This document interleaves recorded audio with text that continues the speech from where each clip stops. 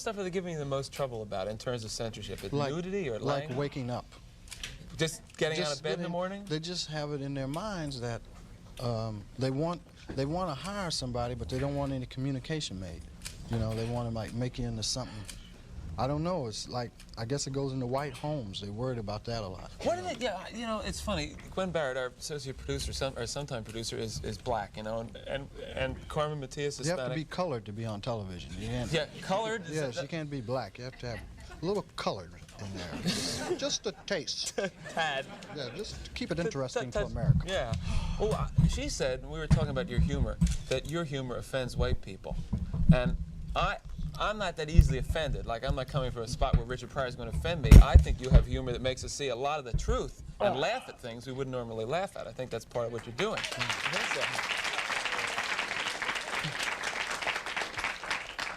What do you think that these executives are afraid you're going to do to white America? Probably stop some racism. Stop racism?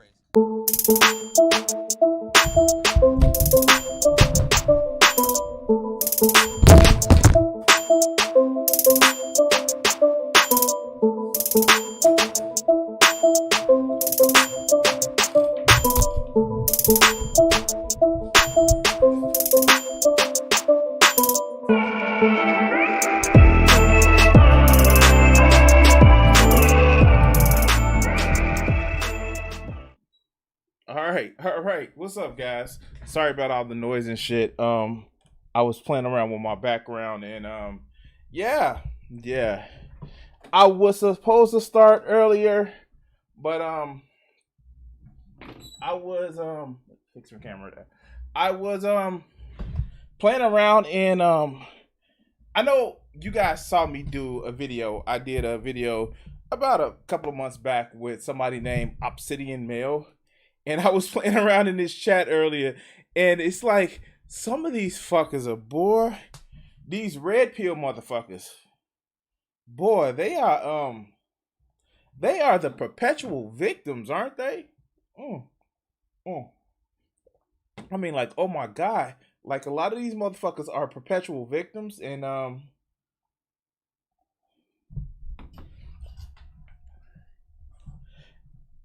I just don't know. I just don't know. Let me just try to fix my camera there. Ooh, there we go. There we go. And shit, man, shit.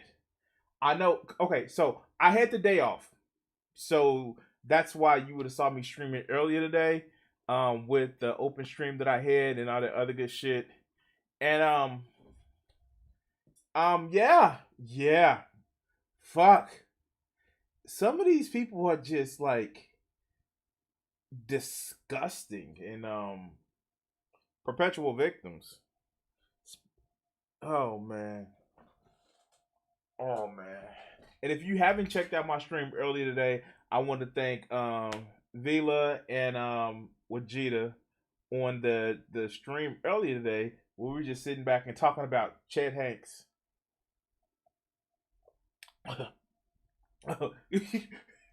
Thunder, you can't do that shit. You cannot do that shit. Just say Matt Gate is a goof. Let me fix this light. Oh God. Right when I was drinking. There we go.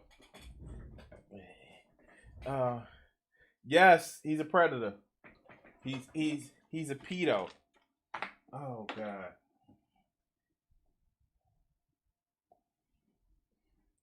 Did he do some stupid shit again? Like, I know he's been quiet since Channel 5 got his ass, or Matheson's got his ass. But wow. Oh God. Let me see let me see if I can actually bring up a video.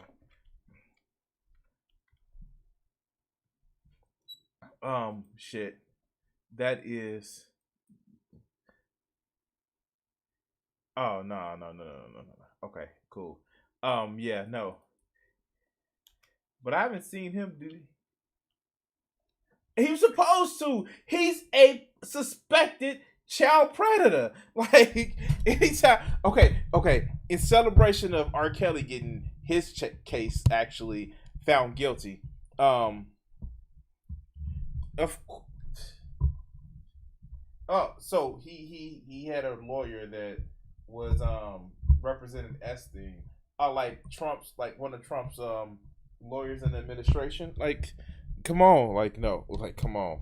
We know this to be true that Trump actually hired a lawyer who defended Epstein. Oh God. Oh God.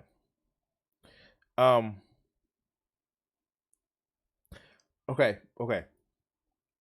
So yeah. How's everybody doing? How is everybody doing? Yeah, and I know I've been like putting out a shit ton of video today. So let's get into just some commentary while we're at it. I wanted to do this new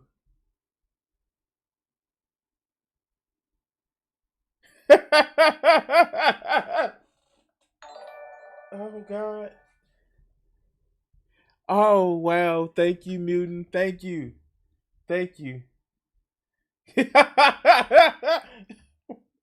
Why y'all doing this to me? Okay, I had Vegeta on early today, and we were talking about nihilism and how the world is trash and shit like that. But you guys, okay, yeah. Let's get into some videos. All right, so, I have one of my wonderful people who always suggest shit, and Thunder, it's actually Lucas Warner, the guy who I did the video on. Let's talk about Lucas Warner, the right now guy. Yeah. Well, let's go. I have somebody who always leaves a comment, and their big hang up is it's a Gundam. Now they gave me a video, and well, I wanted to talk about one of the ones that affected me, and I actually did a video about not too long ago. And it's just one of those things where these right-wing chuds that are so fucking upset that the culture doesn't revolve around them, they got a little pissy.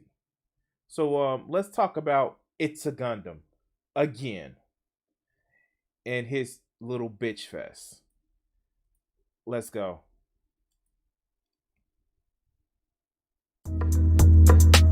What kind of stuff are they giving you the most trouble about in terms of wrong thing? All right, let's talk about a little. It's a Gundam again. Let's go.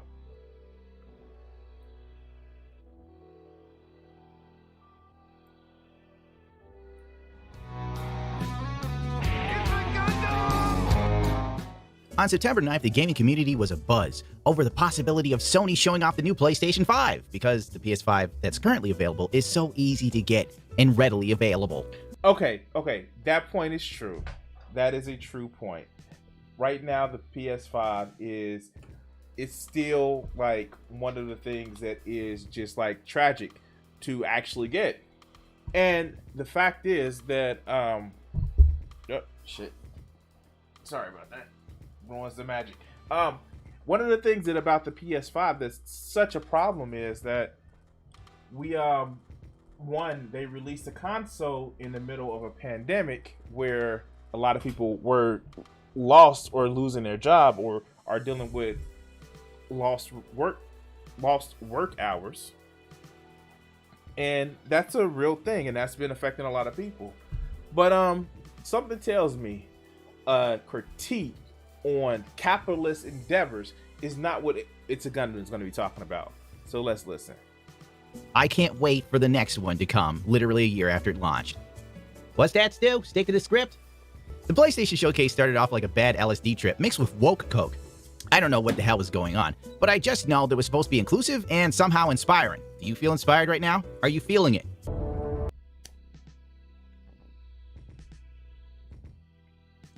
This motherfucker is mad at a fucking stylized game of chess.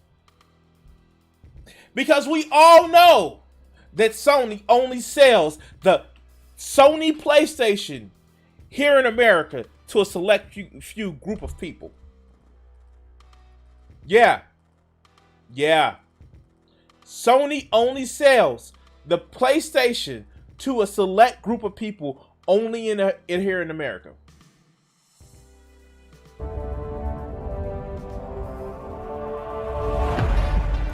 Are you feeling it now, Mr. Krabs? The only thing I took from the opening video was that suicide is badass. After 2 minutes of non-stop what the showcase actually started. Within chances are he's not smart enough to actually know what that was. And you know what? I usually don't do this, but I'm gonna actually put this in the title. I'm gonna put the link to this video, which is actually pretty cool. This motherfucker actually does a breakdown of the Sony video, and if you know anything about King Thrash, he's unapologetically black, and I just like it because he gets around with saying the N-word with no problem, because first, he's black and he doesn't give a fuck. So I'm just gonna put that there. If you have the time, just check out that just check that out. But let's get back to this anyway. Thanks, in 4 minutes, a remake that I actually wanted appeared on the screen. Bestow my heart. I finally knew what the hype was about. I immediately put my head between my legs and began to kiss my ass goodbye. The level of hype in chat was immense, like the first time an attractive woman took off her clothes in your bedroom. And chances are, no attractive woman is taking their clothes off in his bedroom. Not with his attitude, but let's go. Climbed on top of you. And it wasn't a wet dream this time. It was real and it was happening. Then it... Oh, I get it. It was a wet dream for him. Okay, let's go. It ended very quickly and she was disappointed. But that's your story, not mine. As in all things Star Wars related, though, I myself, as well as many other fans of this franchise, forgot for just a moment that this is modern Star Wars. It is made to basically antagonize you and make you miserable. It's just so they can cut you open, rub salt in the wound, and piss in your mouth and tell you you're a bigot. They have to ruin it. They have to kill... Wait, I'm sorry. How?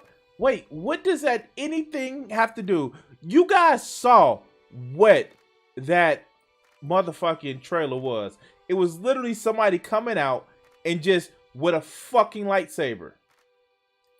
That's all it was. That's all it was. I mean, like, goddamn, like, he is pissed about that. Somebody came out with a lightsaber and he's pissed about that. Really? Really? All right. And by the way, this motherfucker is a bigot. He is a sexist.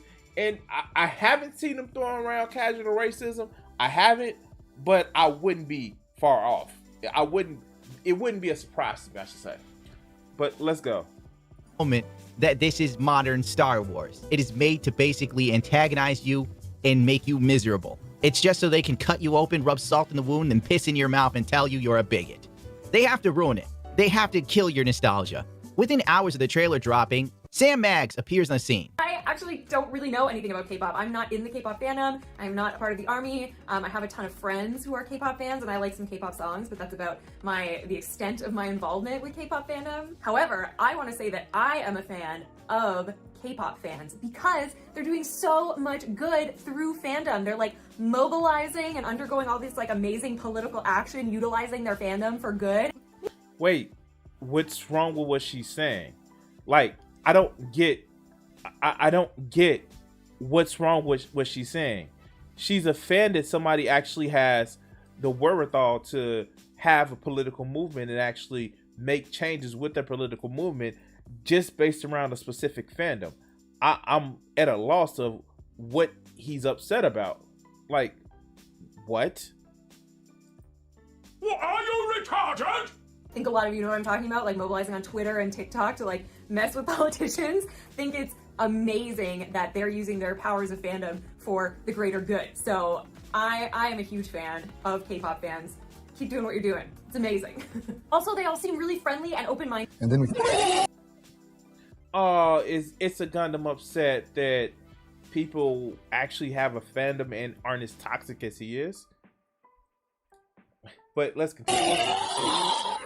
She is most famous for her physical assault in GTA 5, where literally everyone on the internet that didn't have Down syndrome laughed at her profusely. Somehow, she spun this into a career. She's now joining this gaming studio to help rewrite Knights of the Old Republic, because the script was such a mess the first time, right?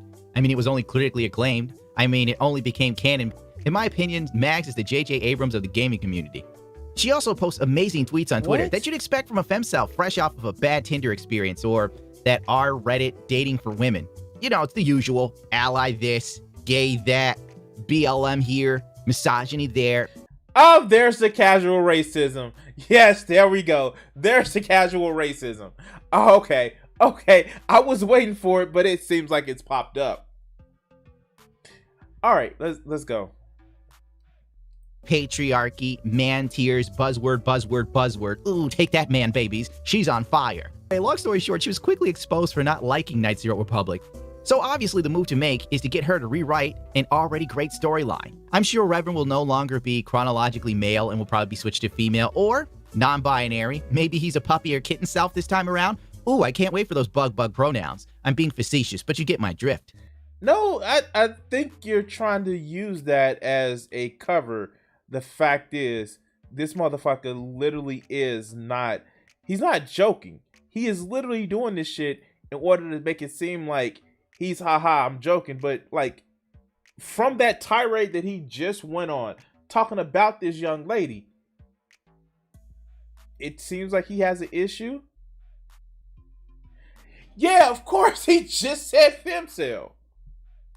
Of course.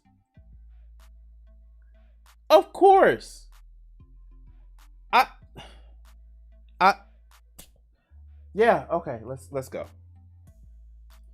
And basically, if people don't like the game or how it's rewritten or things have changed, which they will be changed, she'll just basically run to Twitter and start screaming, insert buzzword here and bigots over there. The internet echoed my sentiment. The jubilation went to... No, your corner of the internet, covered with your fans and the people that you like, echoed your sentiment. Because you live in a fucking echo chamber. That is literally the thing of an echo chamber. Oh my God. He is so far up his own ass that he doesn't realize that shit. But yeah, sure. Let's go. Defeat quite quickly. Knights of the Old Republic is now Knights of the Old... Next up, we have a trailer for some cute Asian girl who hacks and slashes things. Eve Shift Up. Not exactly the greatest title, but then again, it's Japanese, so maybe something was lost in translation. Surimasen. It looks like Bayonetta. I didn't think twice about it. The graphics look amazing though, and I figured, I bet you he did think twice about it. I bet you he thought real twice about it. And then he jerked his dick for about 3 seconds and came all over the place because he's a child. And that was it. Yeah. I got a PS5, I'll give it a try. But apparently, one of the Digital Foundry's non-offensive humanoids took issue with the game. For that. The one thing, I know you were talking about the character from a bygone era. I do think the character model was actually like very distracting. Okay. Stop. Okay.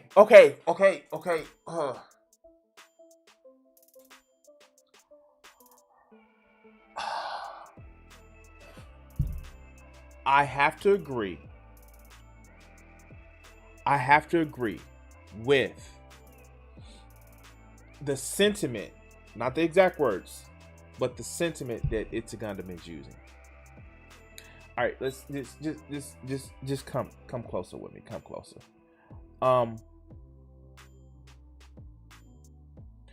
As somebody who is an artist, somebody who draws pictures and shit like that, there is a line between being tantalizing and just being exploitative. Hear me out, this is for the men that like to have sex with women and that are assigned male to birth. There is a line. You don't have to be creepy in order to enjoy the way an attractive woman looks, especially if she has skin tight outfit. You can do it. It's not a problem. You don't even have to objectify them. The young lady character model that is here, it's, first of all, it's not like she has cleavage on and her cleavage comes all the way down to the bottom of her belly button. No, it's actually a form-fitting suit. And yeah, it's skin tight and all the other good bullshit, but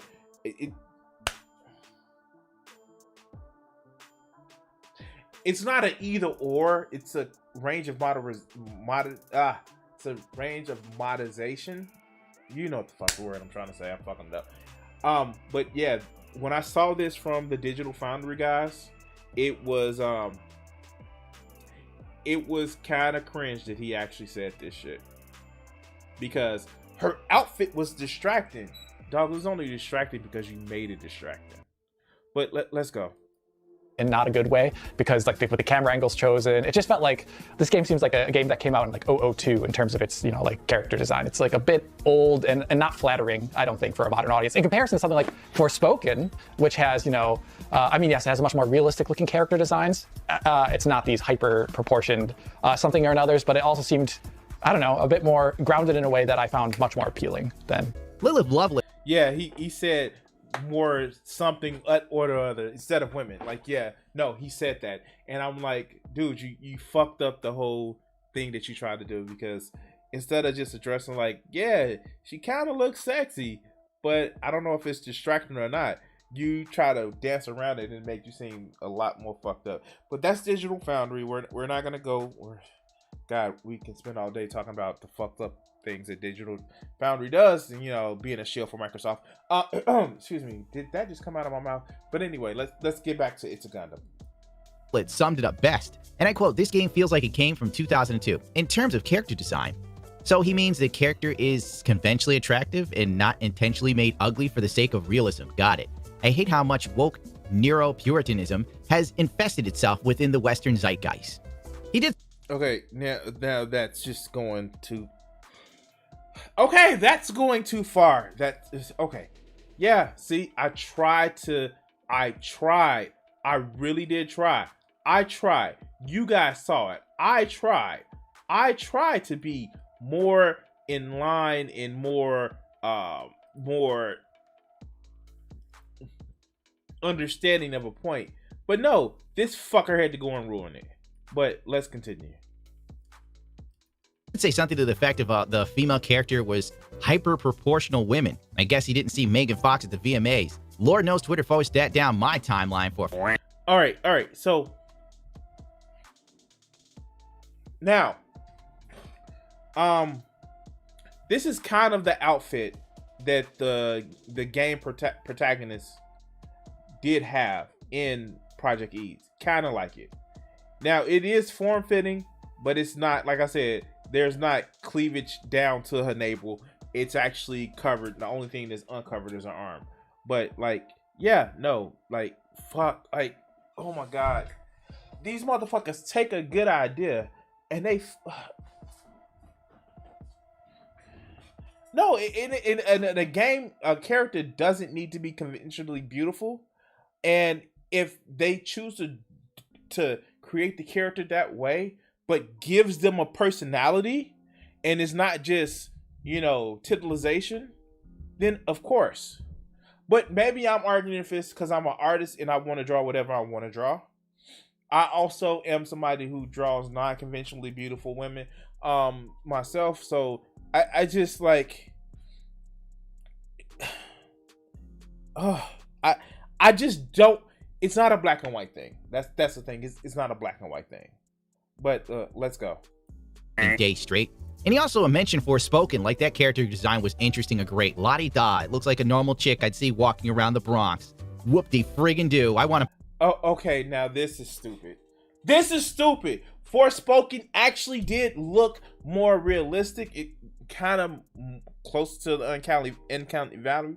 But this motherfucker is...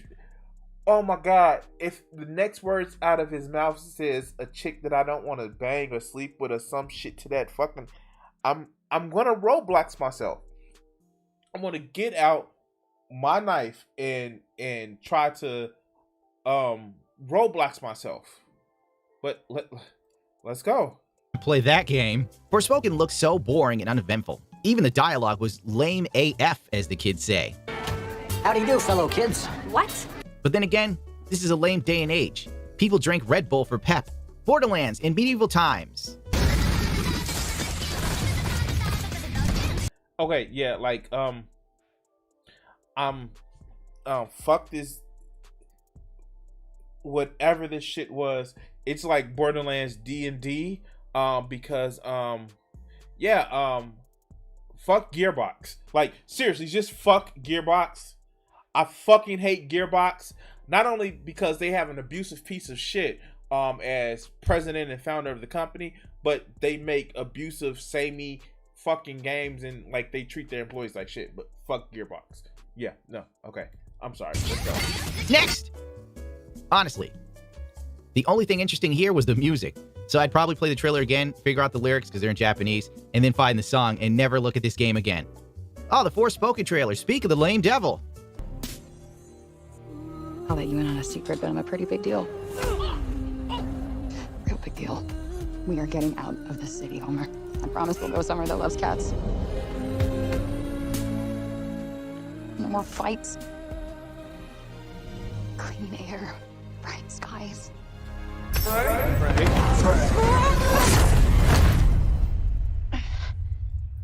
Okay, so I'm trying to figure out what's his issue with this game and the way it looks.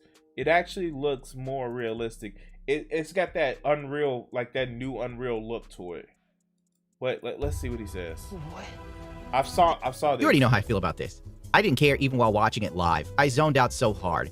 In the age of inclusion, mediocrity reigns supreme. There's nothing here interesting. The voice. Wait, he's not doing the thing. He is not doing the thing. Oh my God, he is not doing the thing. Oh my God, he's doing the thing. If she's not hot and fuckable, then I don't want to play the game. Oh wow. Oh Joe, I feel bad for you. I remember hearing horror stories about how old coding games were like. Yeah, no, I feel bad for you. I feel bad for you. Voice acting doesn't seem bad, but the dialogue seems. That's it. Who's there? And technically not first. Well, not you would call us anyway. I swear to God, asshole, show yourself. Show myself. I've shown. Where are you? Right here, at the end of your arm. Oh, hello. Yes. Okay, what's so fucked up about this? It looks like just, you know what it looks like to me? It looks like another, like one of those medieval games. And I'm not talking about category, but just like one of those, when PlayStation first came out, the PlayStation Move first came out, they had like these weird little tech demo games. I don't know. All right. Yeah. Mission Impossible. Ooh. Oh, wow. Wow. 9 months to just never got. Wow, that sucks. Okay, so let me get this straight. I'm somewhere that's not what I would call Earth. I'm seeing a freaking dragon, and oh yeah, I'm talking to a cop. Did I just do that? We did. I just moved with my freaking mic!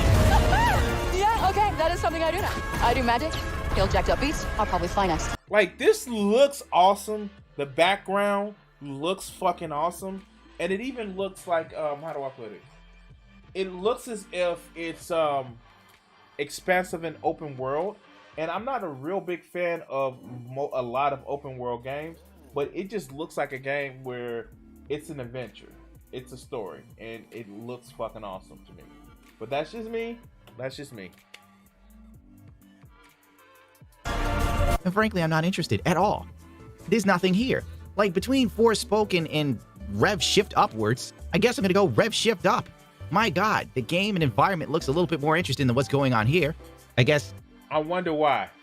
I wonder why one game looks more interesting than the other.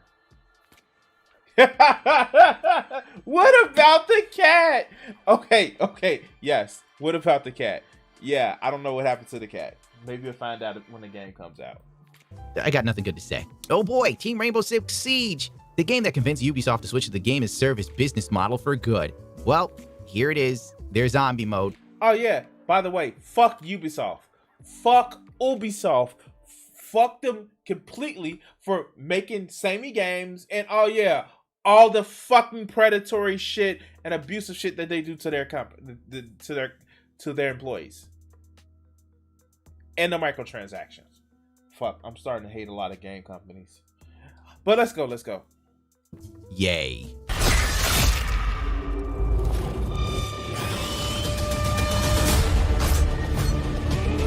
If we want a shot at tomorrow, we will move as one.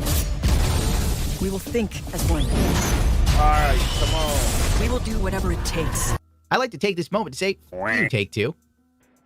And the horse you rode in on.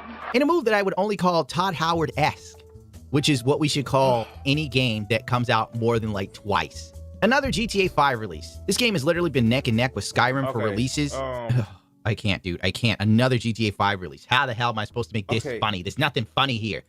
Wait, he's been trying to make this funny? Wait, he's been trying to make this funny? Wait, he's been trying to make this funny? Oh my god. Oh my god. My brain is just like, he's been trying to be funny.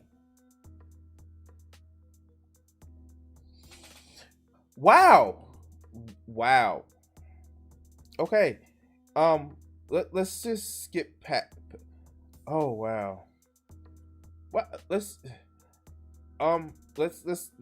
skip past this because I don't want to hear him rant about this shit. This is all the same appalling crap they tried years ago, except this time people don't seem to care.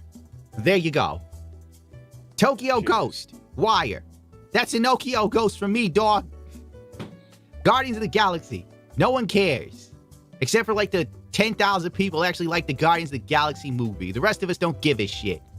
Well, like, Disney made a lot of money from it. It sounds like you just bitter, dog. It sounds as if he's just bitter. Like, how come people like the Guardians of the Galaxy? Disney made money of it. You know, that same Disney that you were pissed off because they're all inclusionary and shit. But let's go. The MCU's ending. Bethesda showed off their, whatever that game is.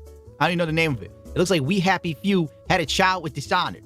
Well, if you order now from GameStop, because it's got 2 black lead characters, no joke. I'm serious with you. You pre-order that game right now, you go get it, they give you a do-rag with it.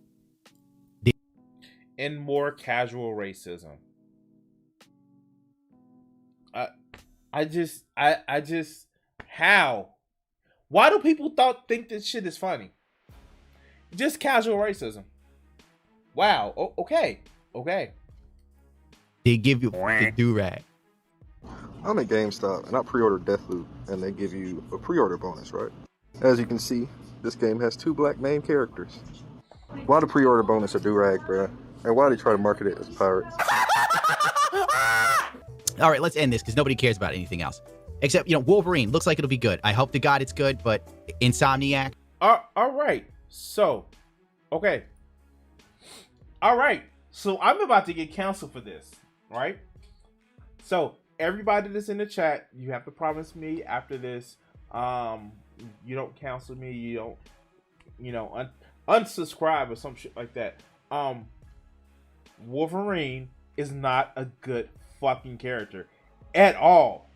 Wolverine is Mr. Angry McStabby Hands. That's it.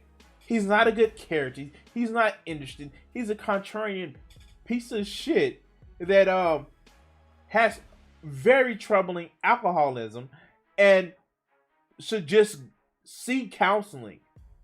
And no, not the counseling with Jean Grey, who he just wants to fuck, or Xavier, who is quite possibly somebody that has some very dark things in his mind that fucks over people.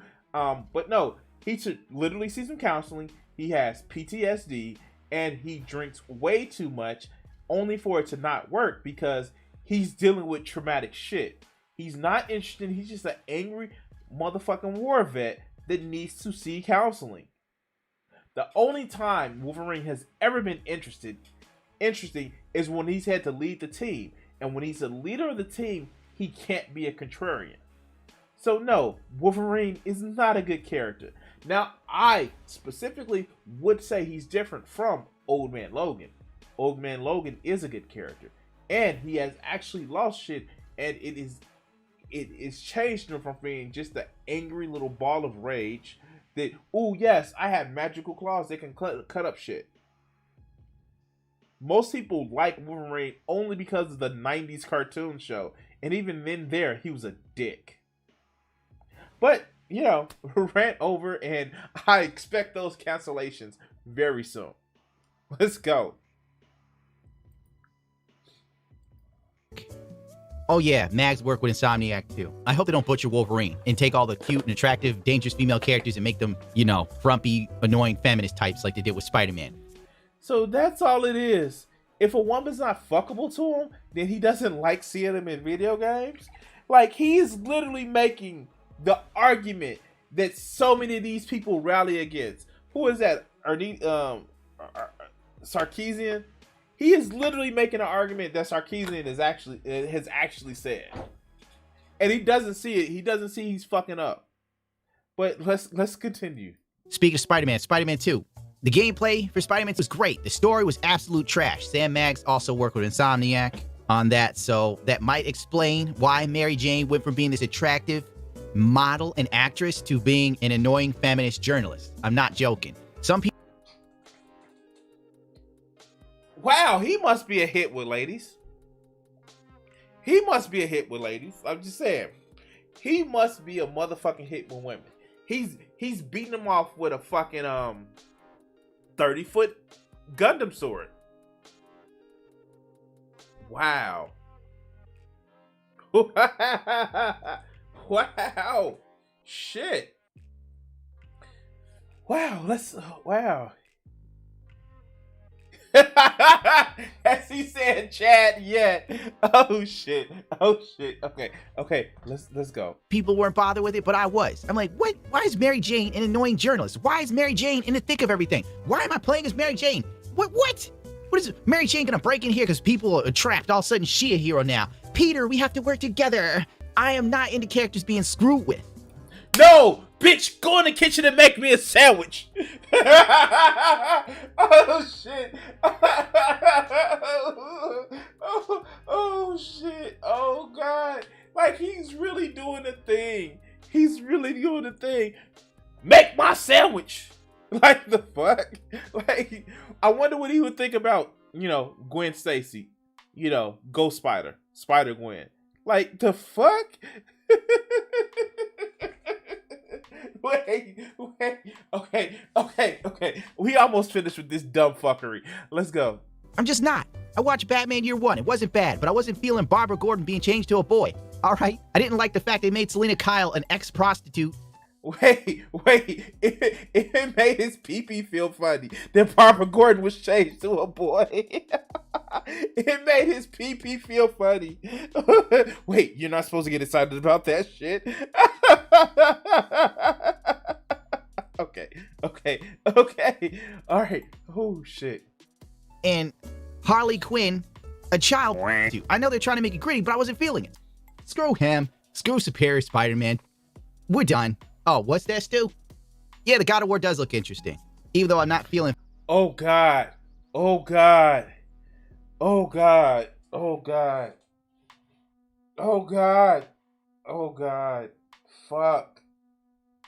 God. Okay. Damn it. All right. Okay. I'm getting ready for this one.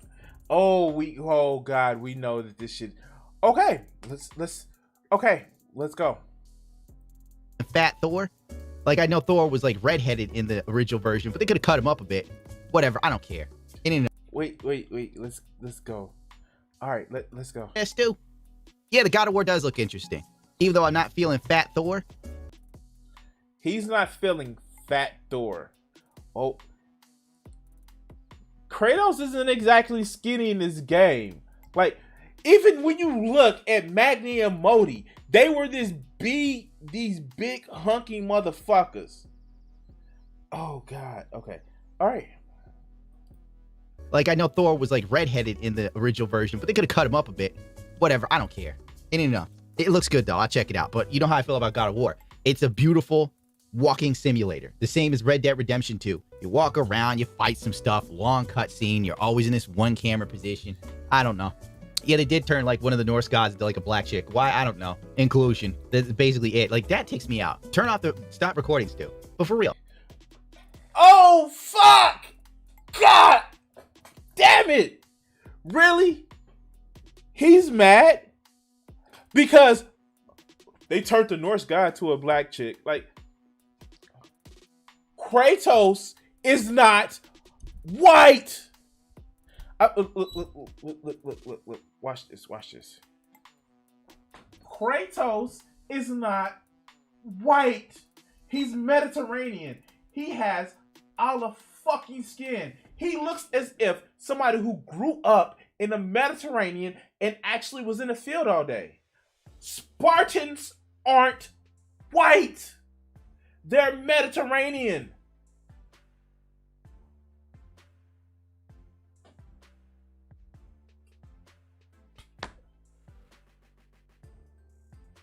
They literally, spoilers for 2018 God of War, they literally made Atreus, who is Loki, half Greek. And you're worried about the skin tone of a giant? In a universe where they literally have gods from everywhere, including, I don't know, some from Egypt that are part of the mythology. I wonder why she may look as if she's Mediterranean too. Fucking racist ass motherfuckers. Like, just making a character black does not get me happy nowhere. To me, it's kind of like, oh, I see. So you think, like, it's like pandering, basically. I don't need representation. Like, for real. You look at Batman or Superman. They're not my skin color. They don't have the same origins as me, but they don't. One is a fucking alien, you dumb fuck. Oh, wait.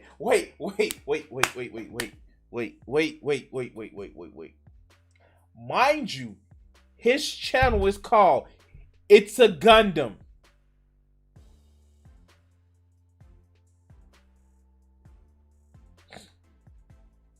Does he not get this shit?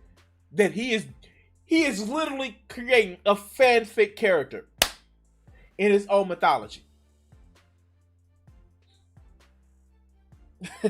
yes, and they have addressed that shit. Yeah, Superman is an illegal alien. Yeah, no, he is. Yeah, no. Let's continue. Have to inspire me or to relate to them. One of the best video game characters ever made, in my opinion, Majima Goro in Yakuza 0. Brilliant writing, great character, can relate to him all day. Same hairstyle. Only thing I'm missing is losing an eye. I plan on keeping my eyes though because they work. I'm not racist because I identify with a minority. Japanese, but I can relate to Goro. Oh well. Whatever. This video is sponsored by Rich Wallet. No, we're not gonna do that because if we're gonna actually shield on the video, we're gonna shield from my channel. Hey, it's Crimson. This video is brought to you by the wonderful viewers that subscribe and like and comment and all that other good shit. Yes, that's what this video is made by. And if you want to actually help donate to the stream and make it actually good and make it better, you can see the Streamlab link at top. Yes, fuck this guy. All right, but no, wow, fuckers like this. And it's just, these motherfuckers they don't get it. They are literally doing the thing that these feminist channels that complain about, they are literally doing the thing. And they get mad because they get called out for it. But you know, the Nile is a river in, Egypt, like some of the gods may be in God of War, Ragnarok. We're not gonna have that conversation. Anyway, guys, if you like what I do, dunking on dumb fucks like this, please subscribe to the channel as I just asked, and follow or all that other good shit, and yeah, fuck this guy, and yeah, seeing that you guys like videos like this, I'm gonna be doing more clips. Like I'm gonna end the clip here. All right. Whew. Wow. That was painful. I think that's the first video that I got through with this fucker. All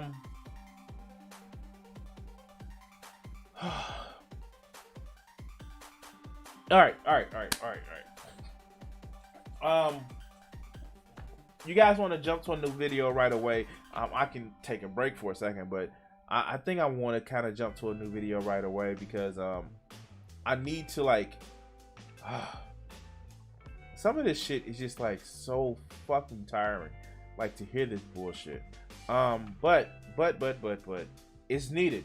I am needed to push the shit in, metaphorically speaking, of these dumb fucks on the internet. Let's okay, so as most of you guys know, Daniel Craig is going to be doing his last Bond movie, and the next Bond replacement, well, you know, that's been causing a little bit of a controversy. Now, of course, I can actually do a take on the Beaverman the Quartering. I can do a take on so many other people, but let's actually dip to this well. We have here Nerdrotic. And let's see what this wonderful, beautiful individual is going to be talking about. Because of course he's going to be very reasonable and thoughtful and thought-provoking, and yeah, I can't even lie anymore. So let's hear what he feels about James Bond, No Time to Fail, and a woke marketing disaster. It's gonna be another one of those things. All right, let's go.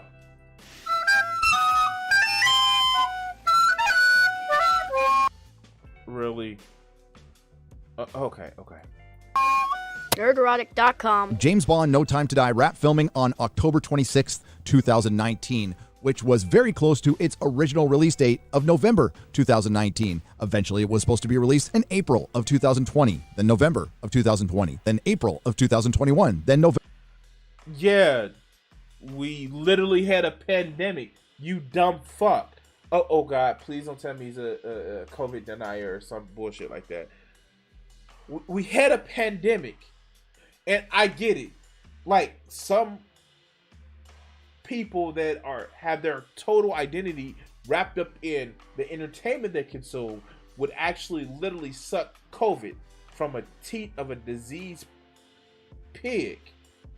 But not a lot of people want to go to the movie theaters. Just ask a lot of the movies that literally came out during the pandemic that they had to like, oh yeah, we came out and now let's just go straight to streaming services. Wow, that just shows how old I am. And you're complaining about that? These companies still want to show in theaters. But okay, let's go. November of 2021, before finally settling on a release date here in the States of October 8th, 2021, and that date does seem to be approaching. Many have speculated, including yours truly, that James Bond's No Time to Die, which I lovingly call No Time to Me Too, is just going to be a deconstruction of yet another traditional male character. And What?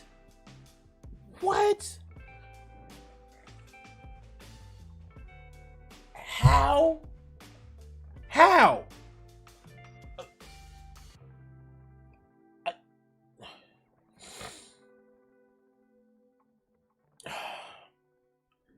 Okay, so bear with me on this one, right?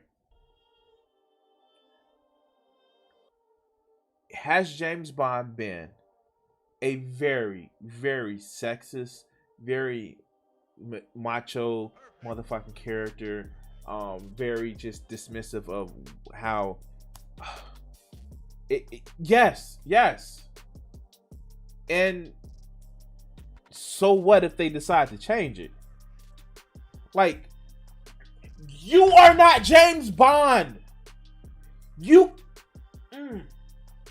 You're not James Bond. If they decide to change him as a character, that's not changing you. Okay. Oh, okay. Let's. Oh God, we're 51 seconds into this, and I'm already like ready to pull out my hair. But let's continue.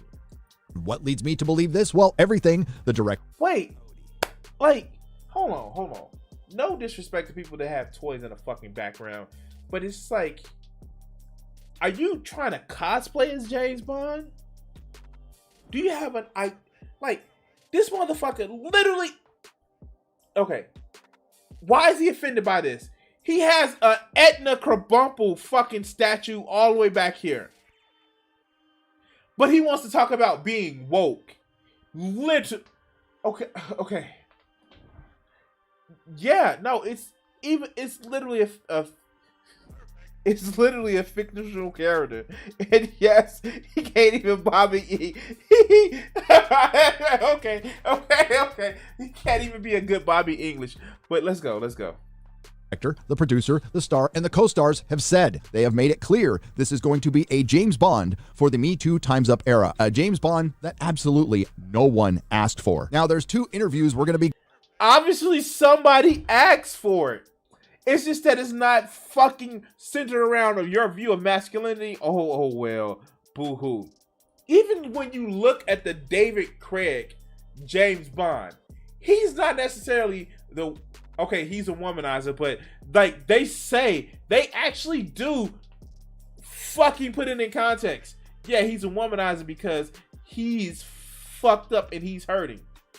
Like, they even says he drinks because he can't deal with the shit half the time. Like, they literally make that commentary in the Daniel Craig movies. Now, they didn't get away from like fridging most of the women in those movies. I mean, like, yeah, I know. They got to keep some literary tropes, right? But like, come on. Let's go. Going over here, one is originally from The Hollywood Reporter. No Time to Lose. Hollywood pins its hopes on Bond director Cary Fukunaga, and the hopes are not looking too good right now. And then, of course, we have Lashana Lynch. Lashana Lynch, the first female 007. I never had a plan B. Well, you might want to get one now. No Time to Die director Cary. Was that...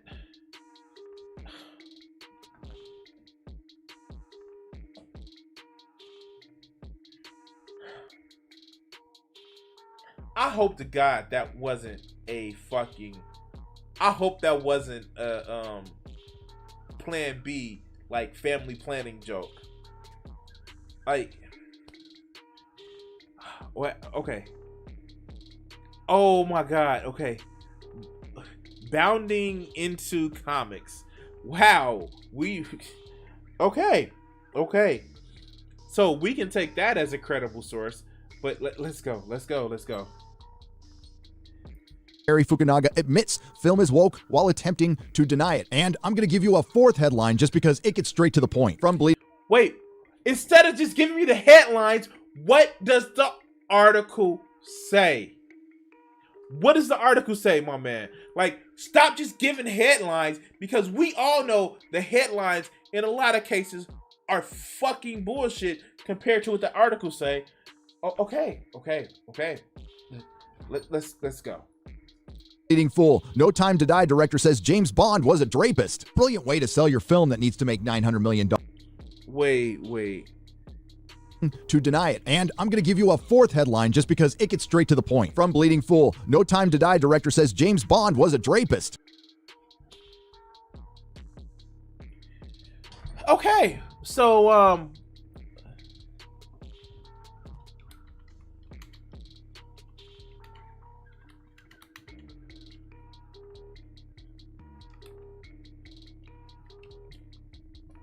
let's see if that's a oh, here. This is what the article actually says. In the early films, James Bond was literally, yes, he was doing some...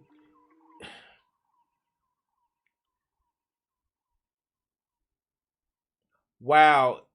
Here, speaking to a Hollywood Reporter, Carrie, I'm not gonna fuck up that name, appear to refer to the scene in the 1965 Thunderball in which Connery's Bond forcefully kissed a nurse, played by Molly Peters, who has spurned his advances. In the later scene, Bond suggests he'll keep quiet about the information that could cost her a job if she sleeps with him. I suppose my silence could have a price. That is literally what a fucking predator would actually say. Peter's character backs away saying, "You know, don't mean, oh no," before Bond replies, "Oh yes," and pushes her into the sauna and takes her clothes off. Yeah, that's assault, dog. Like that, it doesn't. That doesn't scream consent. Definitely not consent. That's assault. That's assault. Okay. If this shit was happening to their mother, sister, or daughter, they would want to kill that motherfucker. Because that's not consent. And the fact that a fucking 50-year-old can't fucking understand that shit lets us know that we should not keep anybody around you that you find attractive. I'm just saying. But let's go back.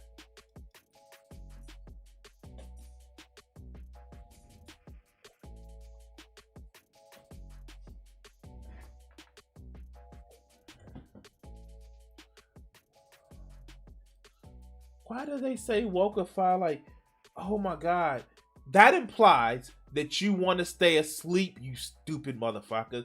Stop using woke as a term like that. That implies that you want to stay asleep.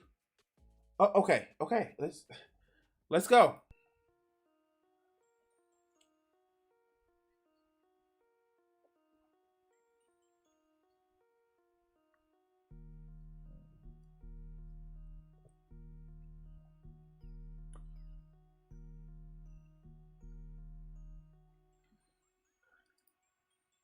Wait. Oh, my fault.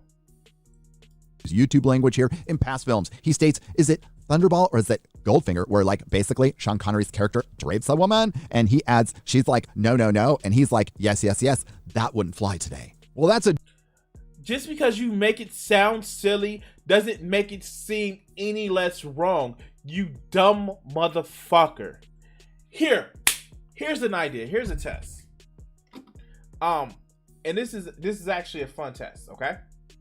And for you people that have penises that like to have sex with people that have vaginas, never say anything to a woman in a place where she can't get away that you wouldn't want a man to say to you in prison.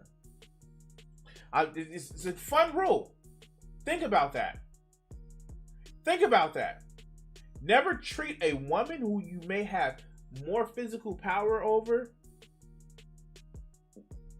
as you wouldn't want to be treated as a man saying or doing the same thing to you in prison. That's just a great rule. But this fucker thinks that, oh no, that's a problem. He can't just be forceful and actually just coerce his whole what he wants on a woman because then he wouldn't be cool. Bro, let me tell you about this little thing called consent. But let's get back to it. Disingenuous example because they have modernized James Bond since then. That film was made in the 60s and it was of its time and no one is asking for that. But wait, so you acknowledge that James Bond has been modernized once? Dude, it's a constant thing. James Bond continues to be modernized.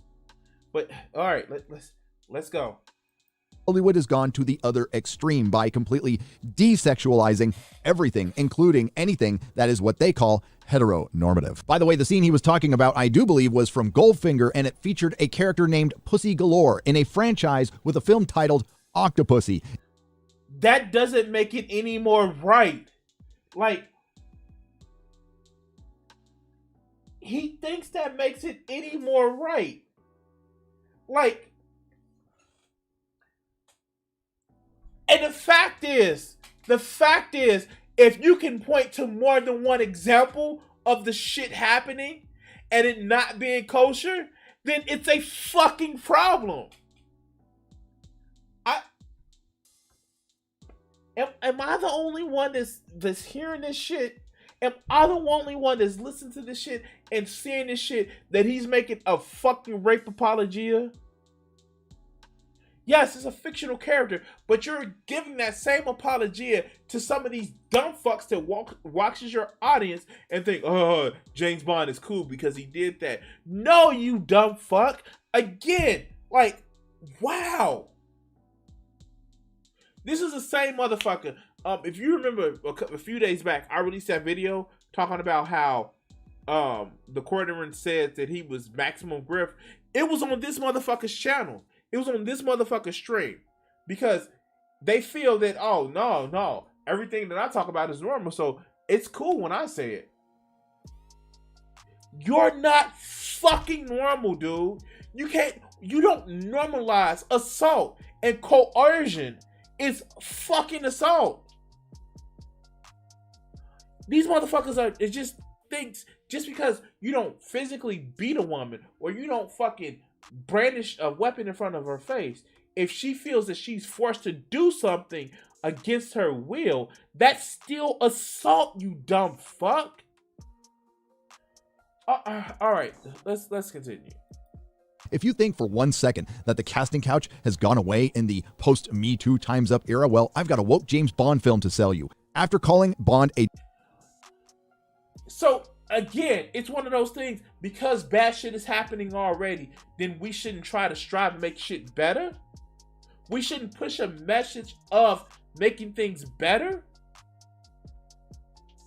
Oh, they do the casting couch, so these bitches better take whatever role that we tell them to do. This is fucking disturbing. This is disturbing because he's influencing. This video has already seen a third of a million people has already seen this. To hear this rape apologia. But let's continue.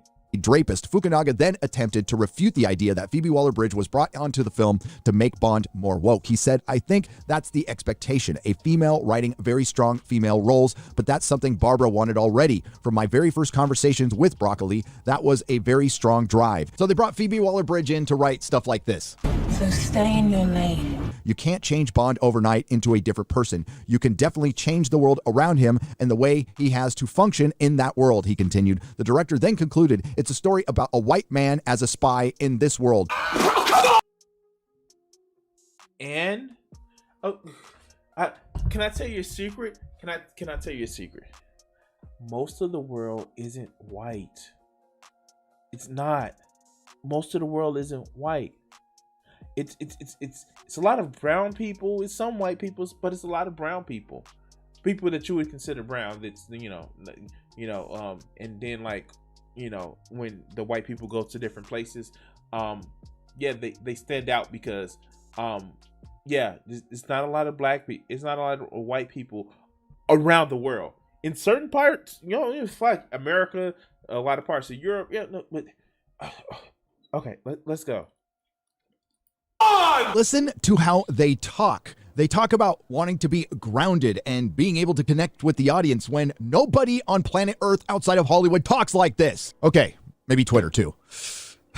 But you have to be willing to lean in and do the work to make the female characters more than just contrivances. Way to disrespect all previous female Bond characters. This literally, they had a woman, her claim to fame was being painted in fucking gold after James Bond fucked her.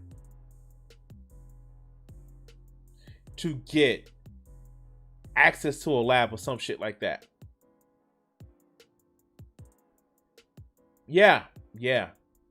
A lot of, like, even with the new movies, Vespa in Quantum of Silence was a fucking plot device. She was fridged in the previous movies, but she was fridged. Like,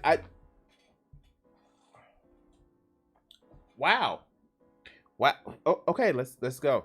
This is what Lashana Lynch has to say about bringing on Phoebe Waller-Bridge. Lynch worked closely on the character with Phoebe Waller-Bridge, the creator of Fleabag, who was brought on by Craig to punch up the script. When I told Phoebe who I wanted Nomi to be, it wasn't a conversation, says Lynch. She just said, Wait.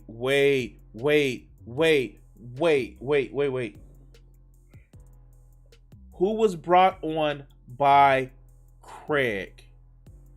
Please. So literally, one of the actors who's also an executive producer said, hey, we want this writer in the room.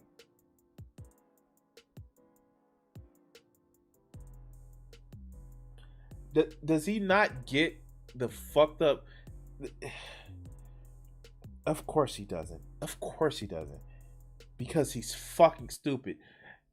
Literally, one of the actors, the actor who is portraying the character, is saying, well, let's kind of change this a little bit better. Make it a little bit more palatable to the audience as what they expect. But let's continue.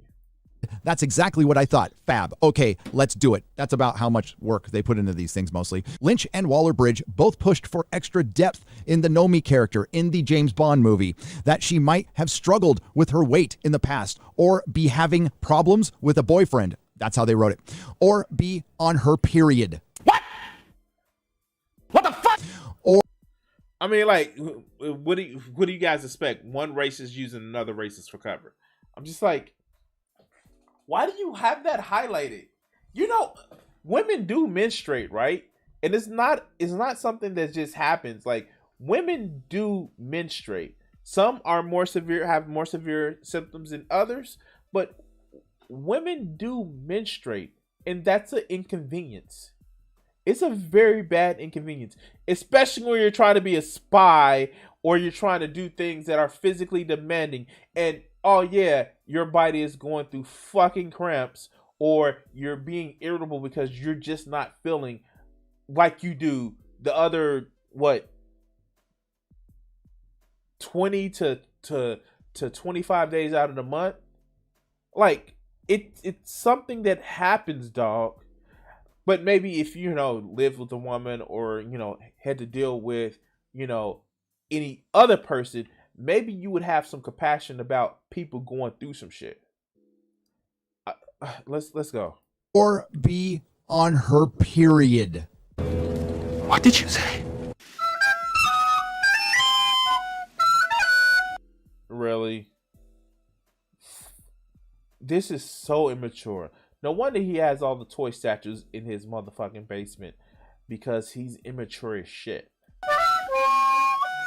I understand people want to play characters with more depth, but I tell you exactly what no one wants to see in a James Bond movie: a character talking about her period. I don't think a woman wants to see that. I don't think a dude wants to see that. And do you think he's still at the age where he's like, ugh, girls yucky? Like, ugh, girls yucky. All right, let's go. I know I'm going to get in the comment section. I want to hear it. Well, yeah, you're one of the 10 people. As Jay Longbone eloquently puts it on Twitter, nothing says female depth like menstruation. How much of it makes it in the film? Lynch isn't saying. I thought there might be a scene where she's coming out of the toilet and you see her throw her tampon in the bin. You gotta be fucking kidding. This is why normally they hire professional writers and they don't let the adult pretenders make the words for themselves, because they come up with ideas like this. Unfortunately, Have you ever thought that, like, the way he sounds, he's never lived with a woman, has he? Like, he's never lived with a woman. It's not like they're just menstruating all over the place and leaving, like, bloody trails everywhere. Like, the way he talks, he's never been with a woman. Like, oh my God. Oh my God. Oh my God. This shit, like, wow.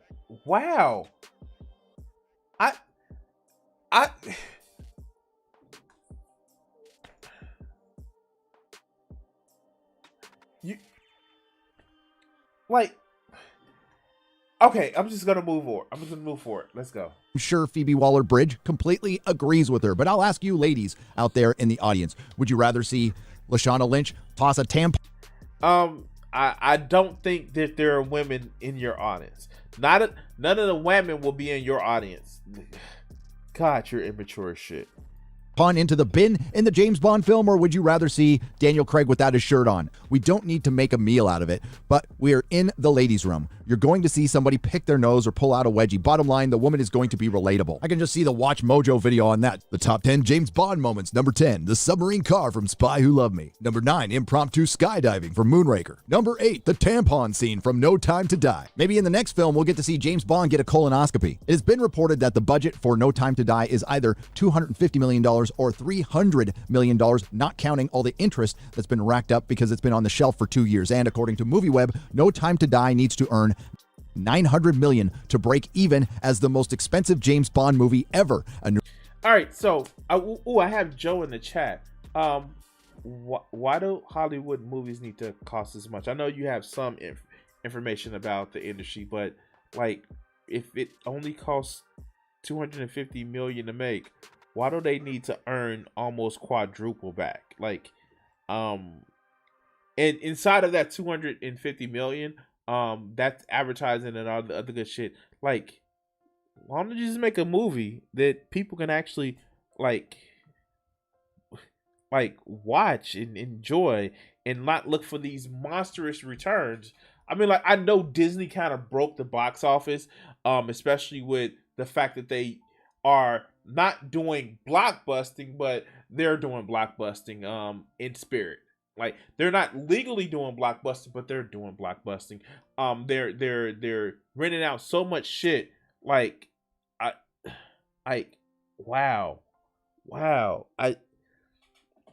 Oh God. Oh, okay. I can do it. I can do this. Let's go. New report claims that due to the growing costs of No Time to Die, the movie now requires a box office return of almost $1 billion. Yes, Skyfall made $1 billion and Spectre made $888 million, but this is $900 million to break even. This might explain why they tried to sell Bond. It makes you wonder why they're going ahead with the fake woke marketing, which worked out so well for X-Men Dark Phoenix, Terminator Dark Fate, Charlie's Angels, and Birds of Prey. Well, wait. Like, are we not going to mention the other movies that it worked out real well for? Black Panther. Oh, and I got one for him. I got one movie that worked out real well because they did the woke marketing. It was something about a captain. Was it? Oh yeah, Captain motherfucking Marvel, bastard. Like, the fuck? Like, oh my God.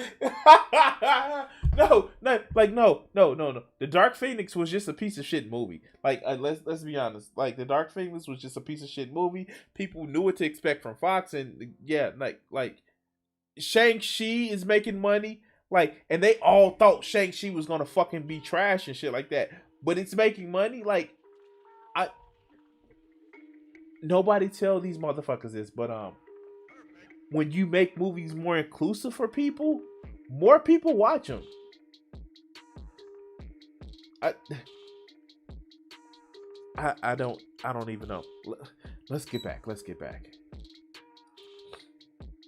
Oh, you want to know why? At least Cary Fukunaga really believes that this empowers women. It was really important to empower the female characters as standalones by having them pick their nose and pull out their wedgies and throw away their tampons. Down with the patriarchy. Feels like I've been talking about this movie forever because I have. The first video I made was back in 2019 during Comic-Con, when we had Comic-Cons, and I was talking about the fake woke marketing then. There was a... Really? It wasn't like something big happened that stopped large in-person groups. It wasn't like that, right? What? Wait, what? It was COVID? Like, why are you bitching about this? Why, like, oh my God. Okay. Let's go.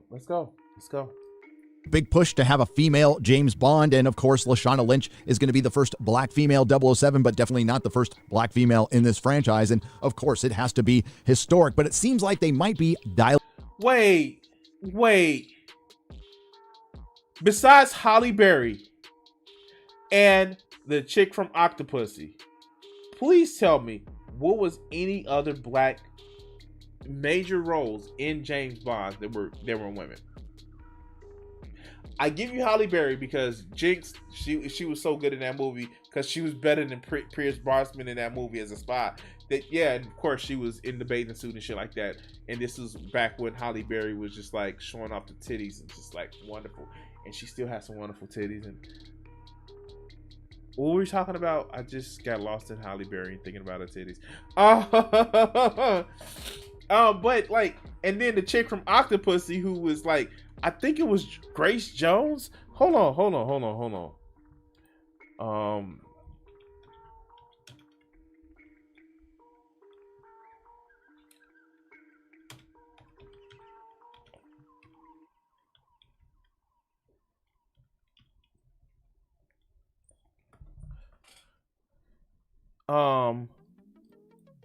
Let's see. No.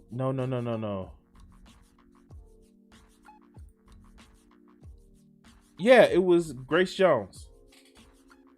Yeah, it was Grace Jones. Like, hey, look. Oh shit. Here. And if you want to actually see just like the most badass movie Grace Jones has been in to me, Conan the Destroyer is just like the best.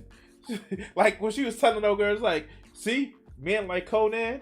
You like, yeah, you have to win him. He like, and he was talking about her, like, yeah, tough bitches, like, that warrior chick. Oh yeah, like, yeah. And Grace Jones was just like, like, oh god, I have to go back and play Conan Exiles. Oh shit, I want to get back into that game. But let's go. Fuck, like, I actually use. Oh shit. Here, let's do it. Let's do it. Let's just bring it up. Grace Jones in Conan the Destroyer was actually one of the inspirations for this character. Let me just pull it up. And I don't think I've here was the inspiration for this character. Hey, Purple, how you doing? It was Grace Jones was the inspiration for Daisy.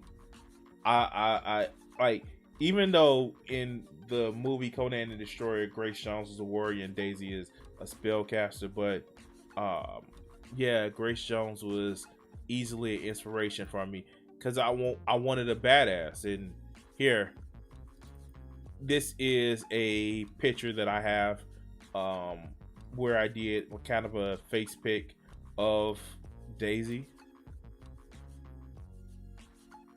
Just the inspiration of, you know, the shaved head and shit like that.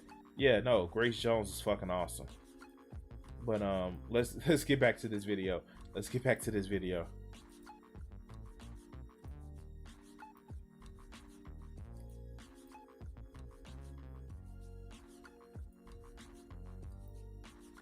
That back just a little bit. While Daniel Craig did come out and say that Bond should be played by a man because he's a man. Speaking with Radio Times, as reported by The Independent, Craig stated there should simply be better parts for women and actors of color. He even questioned why should a woman play James Bond when there should be a part just as good as James Bond, but for women. Now that completely contradicts what Daniel Craig just said a couple of short years ago, and No, it fucking... Oh my god. Maybe.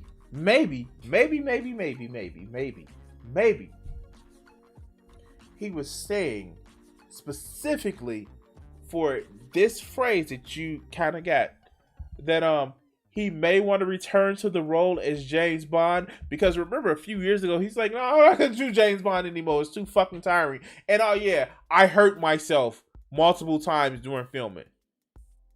Like, you know, and the one that you're citing is when like he was like, "Fuck this." I kind of like don't want to ever do James Bond again because I hurt myself. Like, fuck. And then, okay. We're almost. Shauna Lynch repeated recently that a female could play James Bond. No, James Bond is a male. And I agree with Daniel Craig in his last statement. Create more characters. They can be just as good or better than James Bond. And all that would give you is more stories, more toys to play with. And you can do that with other franchises like. It all goes back to the toys. Oh, wow. Joe, you're right. He's a 10-year-old in a 50-year-old body. But let's continue. Doctor Who. Instead of retconning the Doctor and saying you're doing it to create more stories, I would say creating more original characters would create more stories. But the reason... Wait. This fucker is not saying create more original stories. Create more characters. Because every time they do that, they say, oh, like... Literally, they have an issue. Their issue is not that they're taking existing characters and changing them. Fuckers like this. We even saw with the It's a Gundam video. They are mad because they took a character out of Norse mythology and changed it in a game that they created that has literally a Greek god of war who isn't Ares being a god of war in a North pantheon. I don't like, no, they're just pissed. They're pissed that there is representation in different areas where they shouldn't.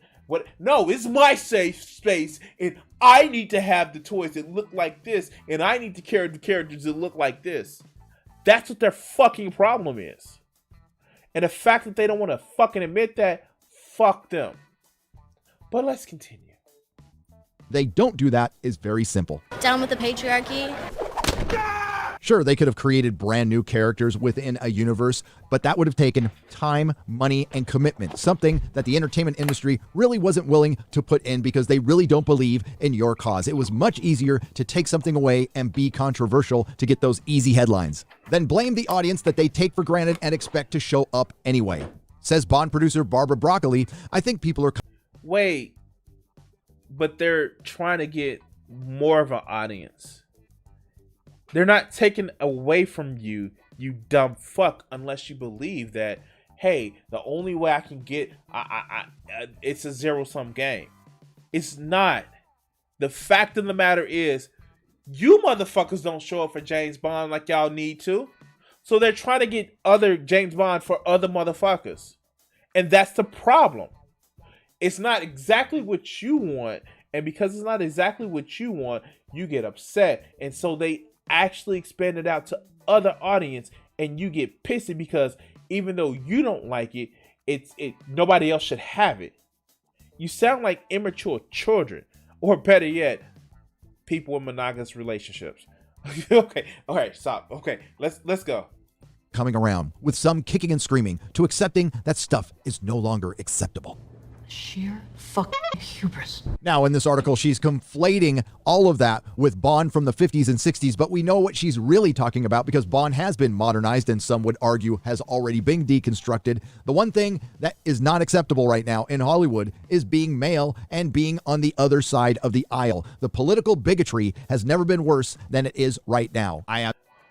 Daniel Craig brought in a writer. I'm male. I'm male. I was assigned a male at birth. I have a penis. I like my penis. Me and these motherfuckers like that, and I still couldn't pick them out the lineup. I like using my penis to have sex with vaginas. Nobody is counseling me. Nobody is counseling me. It's not a bad thing that I'm a male. You know what's a bad thing? Is when you're a piece of shit and you don't understand that people aren't your playthings. Well, you know, you're my playthings because I get enjoyment from you, but not in a way that you think. Well, all right, let's go. Absolutely agree with Lashana Lynch on this. Who should it be? We are in a place and time where the industry is not just giving the audiences what it thinks the audience wants. Lynch continues, they're actually giving the audience what they want to give the audience. And after seeing character after character... Wait, so you're telling me creators are choosing to give the audience what the creators choose to give the audience? That sounds too much like authors write what they feel like instead of chasing a dollar or chasing a specific dollar. And then, oh yeah, your argument for consumerism actually falls apart because they're literally doing the shit that they want to do the way they want to make it, and you have an issue. How much you want to bet a lot of these people that's complaining about this shit never read the terrible James Bond books? Like, the James Bond books are shit. The writing is very shit and cheesy. And the fact is, some of the movies actually make James Bond a better fucking character. But let's go. Deconstructed and franchise after franchise destroyed, we got the message. When you see Hollywood throwing around words like relevant, relatable, accessible, modernize, or making things for a giant global audience, those are giant red flags when they should be using words like quality, timeless, legacy, fun, especially when it comes to iconic characters that they have systematically gone through one by one and deconstructed. I hope this movie is good, and while I completely disagree with Cary Fukunaga, I do not believe James Bond is a Dreyfus, and I think he's being idiotic and disingenuous. I think the guy is a talented director. True Detective is a word. All right, so I'm kind of like done with him right now. Here's the thing. Is there room enough for characters like James Bond and yeah, of course, like they just like really shit. And what's bad enough is we have great motherfucking shows and movies that have just wonderful female leads and spies. One of my favorite is Salt. Now, yeah, in the movie, like her husband kind of gets fridged in order to motivate her to just like not turn, but just like keep her life. We have Atomic Blonde was fucking awesome, and even in Atomic Blonde, that was awesome to me. I know a lot of people didn't like the movie, but like you actually get a great number of spy movies, and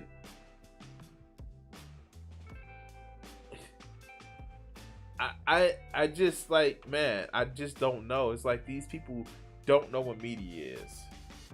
But anyway, if you know what media is and you like to see me critique these motherfuckers who critique media, please like, share, and subscribe. If you haven't done so already, please like the live stream and like the video if you're watching the video clip. And thank you for watching. If you want to help out the channel, you can see the Streamlab link up top. And yeah, thank you. We're gonna cut the segment here. All right. Whew. I have one more thing that I want to actually cover. And Joe, I hope you stick around for this one section because it's gonna be brain cancer, and we're gonna get your favorite fucking target. Because yeah. Let's talk about Jimmy motherfucking Dore. Oh god. All right. So Jimmy Dore has been pushing this ivermectin bullshit and not trusting the vaccination, even though he's gotten vaccinated. But yeah, like no, he's really on this fucking heel. Oh god, let's hear what he has to say. Shall we, please?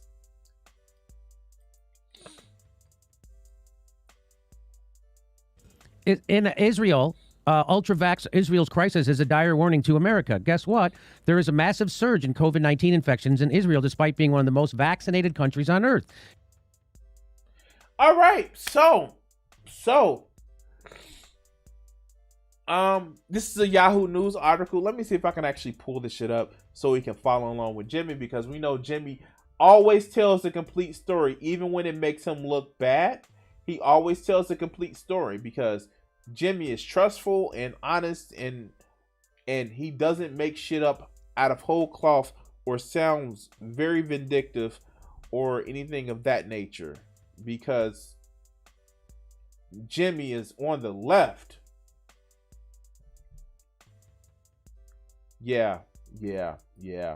No, I couldn't get that shit out myself. Here, what was the... All right, and it is funny because he's using an isolated case in one area where, you gotta be kidding me. Wait, I want you guys to see this, right? I want you guys to see this. Now, this is his title that he has, right?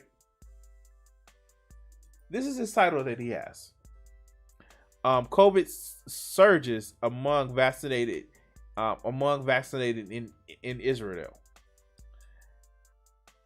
Literally, he doesn't even like. Yeah, sure, okay. Let's just bring up the article, okay? Sure, let's go.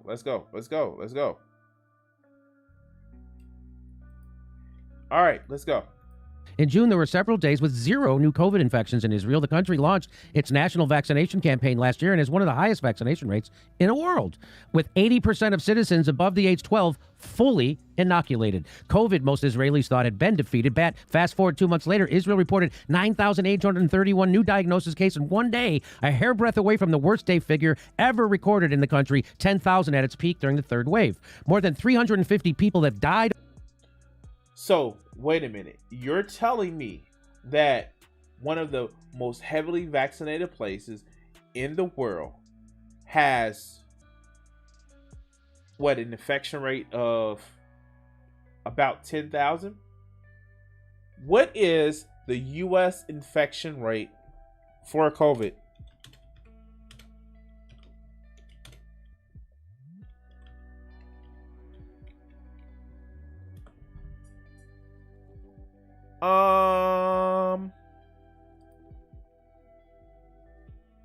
Let's see if I can actually get this.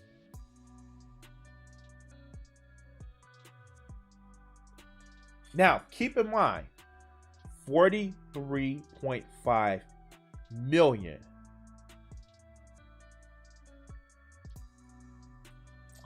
Almost 700,000 deaths.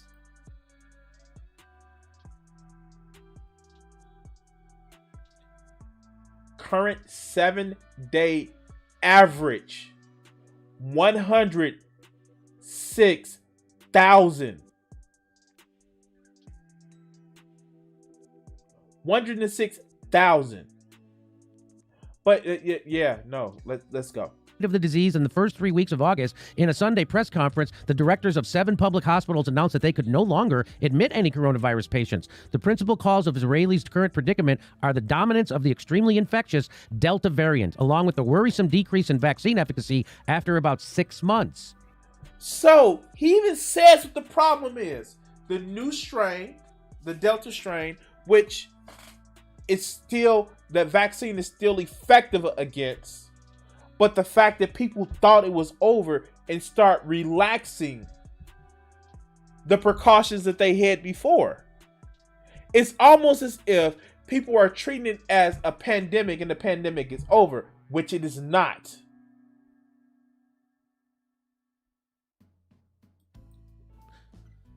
Israel vaccinated its population almost exclusively with the Pfizer-BioNTech vaccine, which received full FDA approval in the United States. But in early June, with citizens over the age of 60 almost completely vaccinated, Israel scientists began observing a rise in infections among the double vaccinated. In order to keep the number of COVID deaths down and avoiding a fourth national lockdown, Israel has embarked on an aggressive effort to provide all adults with boosters in a matter of weeks.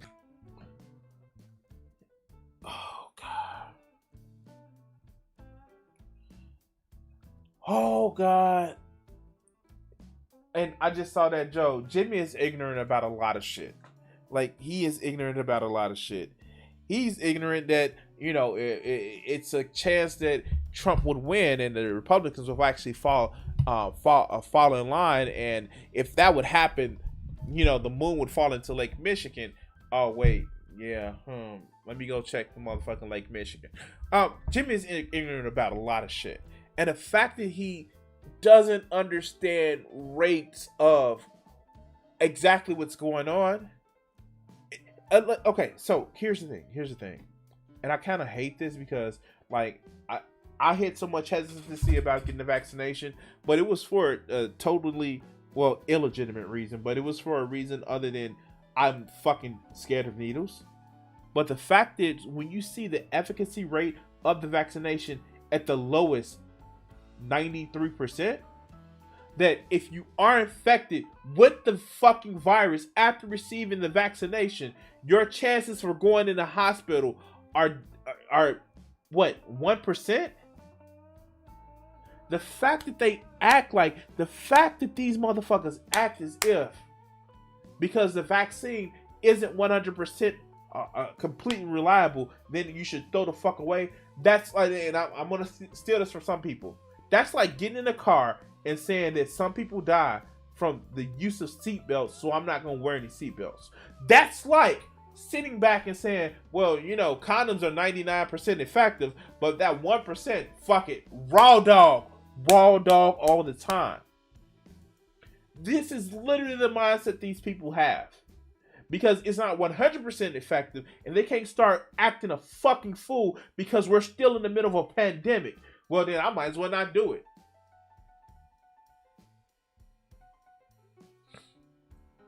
Wow. But let's get back. Israel will then reconfigure its vaccine green passports, granting them only to the triple vaccinated and limiting their validity to 6 months. So let's talk about this. So can you shed any light on what's happening? I thought if everybody got vaccinated, we could beat the virus, but that doesn't seem to be happening. Can you explain that at all? Yeah, that was poor messaging from our health officials from the very beginning. We said, take the vaccine and you could get your life back. But that's not how it works. We all knew that these antibodies were going to wane off. And the reason why is last year when we were looking at patients that had COVID. Okay, so here's my thing. You never see these motherfuckers rail against the flu vaccine. You never see these motherfuckers rail against any other vaccine or inoculation that we literally have. All they rally against, well, it's new, so I don't like it.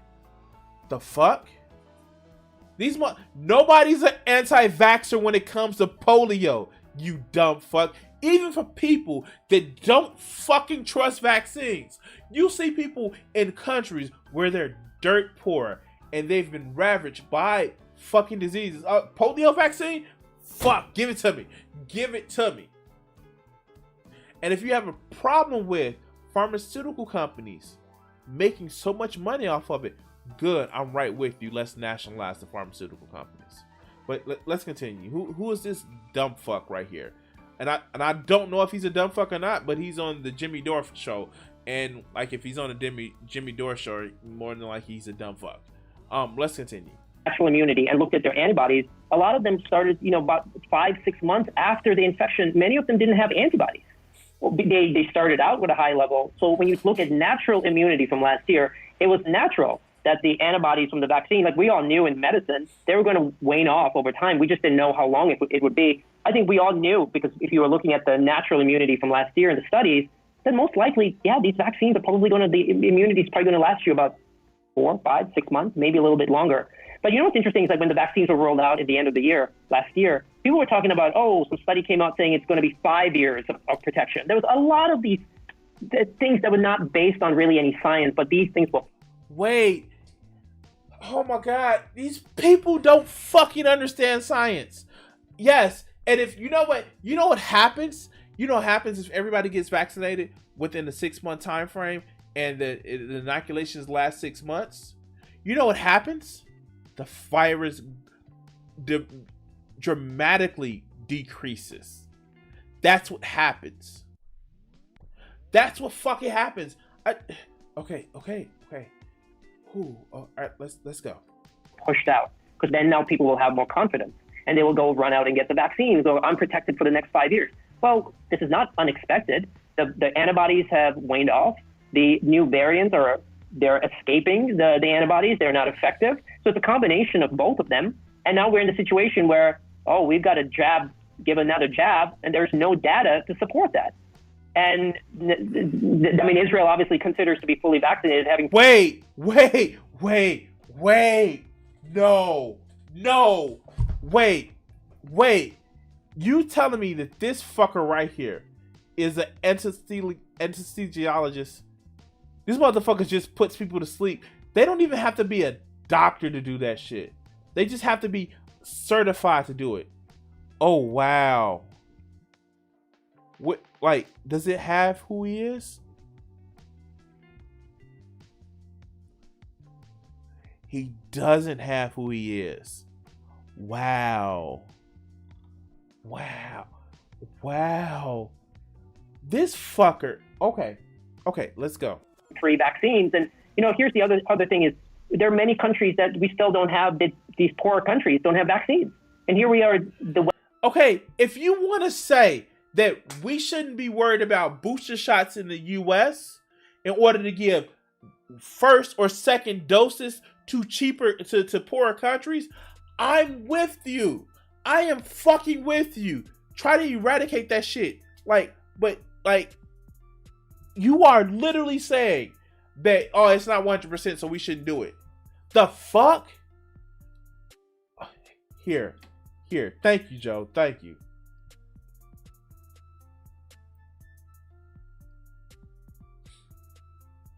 Is this fucker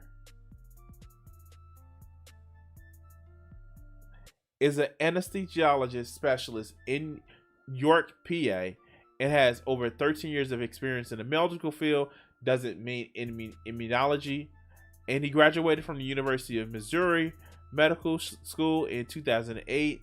And yeah, no. Wow. Okay.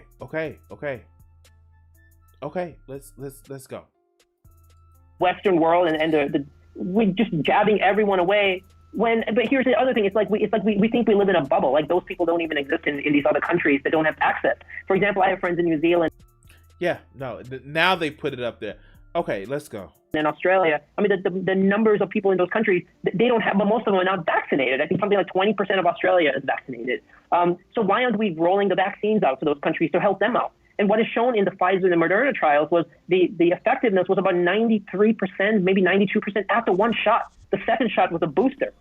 So why not hold off on that? Why did they come up with 3 weeks after? Why not wait for three months after to get the second shot? You get a longer immunity for it. You can stretch this out a little bit more. So he just said it. The reason why this shit is so fucking backwards and so fucking stupid. 92 to 93%. In some cases, 98%. Of course you get the fucking vaccine. And the way it was explained, because I did ask the same question, the way it was explained, you have to have a certain viral load for your body to be able to know to fight it off. And I'm sorry, like, you're a fucking anesthesiologist, not an immunologist. You dumb fuck. Let's go. None of this makes really any sense. And I think the Israel thing is really coming to light because we were thinking, they're fully vaccinated. I think it's a combination, as this article was saying. The antibodies have gone down. You've got this new Delta variant. You've got many other variants now that are popping up. But here's the other interesting thing. The boosters, they're not for the new variants. They're for the old variants. You're kidding. Nope. So how could they? So Delta is more effective. If you're vaccinated, you can still get the Delta. You can still get sick with the Delta. It's breaking through. They're called breakthrough infections, right? And so you're saying the boosters don't deal with the Delta? No. And one of the interesting things was when. Okay. Time to just Wikipedia this shit.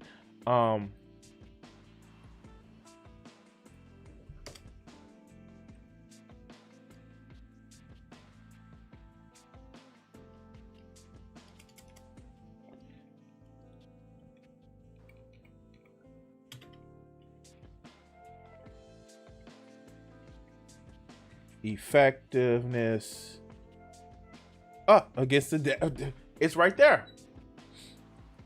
That's an ad. Okay. So the effectiveness of the COVID-19 vaccines against the Delta variant. Background, because we're reading the abstract. The variant is severe acute respiratory syndrome, coronavirus 2. The virus that causes coronavirus disease 2018 has contributed to the surge in cases in India and has now been detected across the globe, including notable increase in the United Kingdom. The effectiveness of that vaccines against has been unclear. Results among the Alpha variant, 48% was tested and was 95 effective to 51. I'm really not understanding that part. 93%. Wait, is that the same one?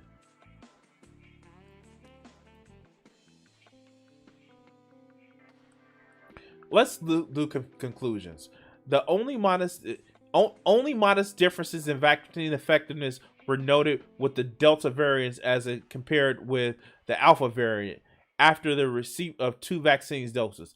Absolute difference in the vaccine effectiveness were marked after the reception of the first dose, finding that it will support efforts to maximize vaccine uptake within 2 doses among vulnerable populations. In other words, the vaccines were almost effective, and it was a statistical error that it wasn't effective. Like, literally, they have studies, and let's see if it has dumbed down.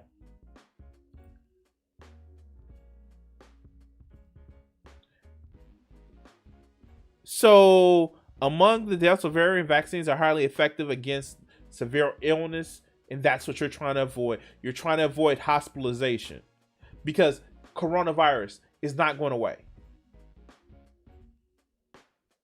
Oh my God.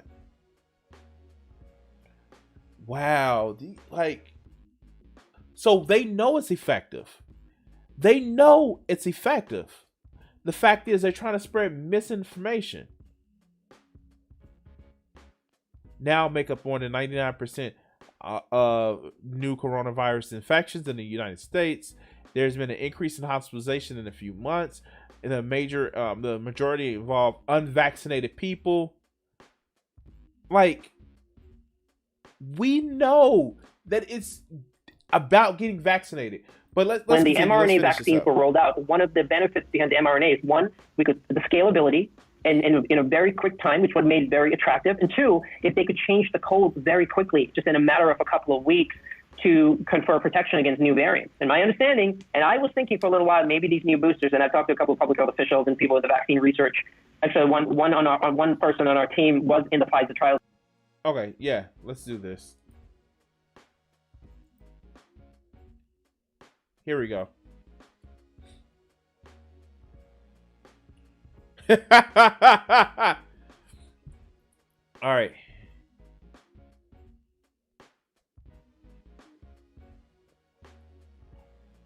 Oh shit.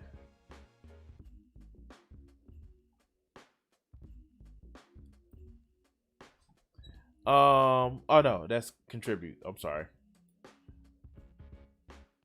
The purpose of the site is educational. Everyone that's listed on the site was or is an anti-vaxxer activist who helped spread COVID-19 information on social media. Share to stop others from making the same mistake. Yes. Steve Quill. Okay. Yes. Here we go. Steve Quill, 70, Bozeman, MT, radio collaborator, anti-vaxxer, hospitalized with COVID. According to this post and many others, Steve Quill has been hospitalized with COVID. Apparently, he's wearing a bracelet to say no ventilation, according to Rational Wiki. Steve Quill is an extreme right-wing conspiracy theorist, pseudo-historian, religious fundamentalist, doomsday fearmonger, gold bug, and radio kublatter. That sounds stupid. He combines biblical raptures with chemtrails, oh god, and Bigfoot, and strokes about every doomsday conspiracy theory anyone has ever come up with, including that the vax is for depopulation and is not a tool, and is a tool of Satan. He is a regular on Coast to Coast AM and many other Kubuka shows, whatever. This guy's a piece of work. This is from his own website. Steve Quayle is nationally known radio host. Survives to thrive, and Coast to Coast, photographer and author of a number of important books, including Breathe No Evil, God, that aged well, and a primer for understanding bioterrorism, the first published in 1996. Additionally, he has authored Angel Wars, Giants, Lone Walkers, Blueprints. Wait, Angel Wars. Humanity hangs in a balance with secret, powerful forces aligned against us. Giants, master builders of prehistoric and ancient civilization. God of War, we found it. No, okay. The return, Lone Walkers, the return of the Nephilim. Oh God, blueprints for survival, investment prospects on precious metal. We got to get that grift money somewhere. Aliens and fallen angels, the sexual corruption of the human race. Oh God. Okay. Genesis 6, Giants, master builders of prehistoric and ancient civilization. Wow. Okay. Oh wow. Wow, the Great Deception and what you need to know and to survive. Wow. He promoted ivermectin and hydroxychloroquine. Oh wow. Wow. Okay. And now Steve Quayle is in the hospital with pneumonia, sending him might Yuha angels and Yahshua in Yahshua's name. Wow. Oh God. Breaking news update. Steve Quayle is in a hospital and is wearing a bracelet that says no ventilation, and his wife informed the hospital staff that under no circumstances Steve be ventilated. His blood oxygen level is improving. Like, I know he's thinking to his son. I know his wife. Damn it! Thought I was gonna be over with this motherfucker. Oh God! I know she was thinking like, damn it!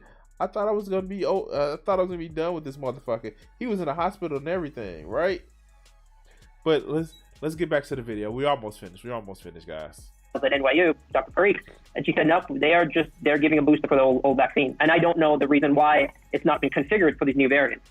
So let me ask you this. This is a question that... Because the variants are effective. The vaccine is effective against the variants. But let's go. No, so people like to bring this up. They compare the vaccine for COVID-19 with like the measles and mumps and polio. So why do I have immunity from polio forever, but I don't get from with that vaccine, but I don't get immunity from COVID-19 forever? Well, tell me the difference. So a lot of those... Wait. Okay. Let's do this.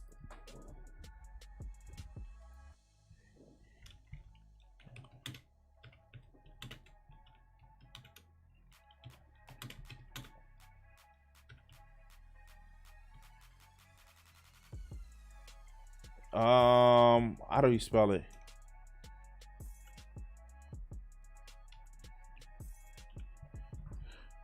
Okay, how many doses of the measles, mumps, and rubella? Children, the CDC recommends that all children get 2 doses of the measles, mumps, and rubella vaccine, starting the first dose at 12 through 15 months of age, and the second dose at 4 through 6 years of age. You literally have 2 doses of the vaccine. And yes, this is a different type of vaccine. This is motherfucker. This is like this motherfucker is saying, why can't I just get a flu vaccine and be flu free for the rest of my life? It doesn't work like that, Chief. Okay. Vaccines are, either live attenuated or they're weakened viruses, like a full virus or like an intact virus that's either been weakened or killed off in the process. And you introduce that to the body, and then your body makes a full antibody or a full immune response. So you have your antibodies, you have then a T cell response. When we are using this mRNA technology, we're only targeting one component of the virus. We're only targeting the spike protein. Because why the spike? That is the thing that is infecting the cells, that infects the cells of the body. So what they've done is build antibodies against the spikes so that it prevents it. If you do get infection again, it then will neutralize those spikes from the vaccine. So you're not being introduced to a weakened virus. You're not introduced to a dead virus or an inactivated virus. You're introducing a little piece of it. And that could probably be a reason why you're not having a robust immune response, let's say from a live attenuated or... So, oh God. His reasoning of what he actually explained is the reason why. What was Jimmy's original point to the article? It was that people who have been vaccinated have been testing positive for COVID. That was his original point of the article. The fact is, if you're vaccinated, one, your body can still get infected with COVID, but that doesn't mean that you would have the symptoms. You would be asymptomatic, or you would, it's not a fucking, when they stick you in the arm, it's not a COVID shield. What it does is it helps your body fight off the COVID as if you were getting infected. So yes, you can get infected with COVID after being vaccinated. It's not a prevention of the disease, but it trains your body to destroy the disease better. That's what the vaccination is. And it's people that are too fucking stupid to understand. Because they'll say, well, if it's not going to prevent me from always getting the disease forever, then why should I get it? Because you dumb fuck, the people that are unvaccinated are the ones in the hospital mostly.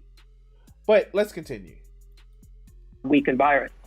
Some of the other viruses, I believe there's the vaccines, the one from China is a live attenuated or an inactivated virus. They're not coding for the spike protein. So it'll be interesting. I've not seen any data yet out of China and the countries that have gotten the Chinese vaccine. It'll be interesting to see sort of how much of protection they're getting and compare it to the mRNA. So why would they do it that way? So my reaction is, well, why wouldn't you do it the polio way, which is permanent? Why would you do it this way, which is temporary? You can quickly roll this out. See what happens. Oh my God. Why do you need somebody who's not even an immunologist explaining this shit out? And yes, here's the thing. Vaccines normally take 18 months at the bare minimum to get started. We got this shit in what? 11, 13? This is the reason why you do the mRNA vaccines. Because they're quicker to actually get in and get out. But, okay, let's go. For a lot of the other vaccines, it's like there's this incubation period. A lot of times they put it in egg yolk. It takes months and months and months and months to get those vaccines. The thing with the mRNA, the technology is that it can scale it very quickly. So that was the attraction. We could get it to market quicker than some of the other platforms. Now, there are still other companies, believe it or not, Jimmy, and this is my argument I've made, is that we are so focused on these mRNA vaccines. But there are other platforms out there. For example, there's this company called Novavax. Novavax is probably going to be the fourth vaccine to get an EUA. I feel like the FDA has been dragging their feet. The EU regulators have been dragging their feet about it. But the data looks amazing. I know a lot of people who are on the clinical trials for Novavax. So it's a complaint that, let's do this.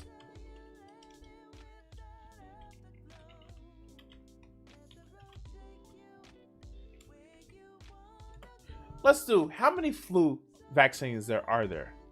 there are 4 strains of the flu vaccine. And the virus strains are always changing. So you're telling me that other companies, it's bad because we have these mRNA vaccines and other companies are doing it, so you shouldn't take the main one? Come on now. Like, this stupidity is hurting me.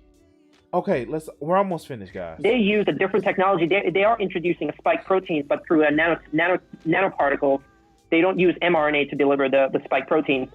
And then at the same time, all these other tiny biotech companies that have some really fascinating platforms. They're using I know we were talking about horse dewormer, but that's actually a horsepox vector. One company is doing that. Now, okay. The only time you should be okay with horse in any type of inoculations or vaccination is like it was a traditional thing where they actually use the horse's immune system to actually cultivate vaccines. But no, don't eat the horse paste. Don't eat the horse paste. Don't eat the horse paste. But okay, let's go. There's another company that's using peptides to deliver the vaccine. So there's multiple different platforms. There's like over 100 different manufacturers that are making these vaccines, but we're not talking about it. There's a number of people that have told me, I do not want to take an mRNA vaccine, but I'll take a Novavax vaccine. It's staggering. I think we could close the vaccine hesitancy with approval of Novavax. I think we can get more people vaccinated by giving them more options. Wait, his own fucking story that he told said is not ready yet. Like, wow. So what people don't get the emergency authorization, it's still required testing. It's just that testing that normally takes 2 years where okay, let's do this. The reason why it's such a push for vaccinations across the fucking globe, and especially in the US, is because the fucking masters want the serfs to go back to work. Instead of riding this shit out where it's taking so much time. No, they want the shit to go right back to work.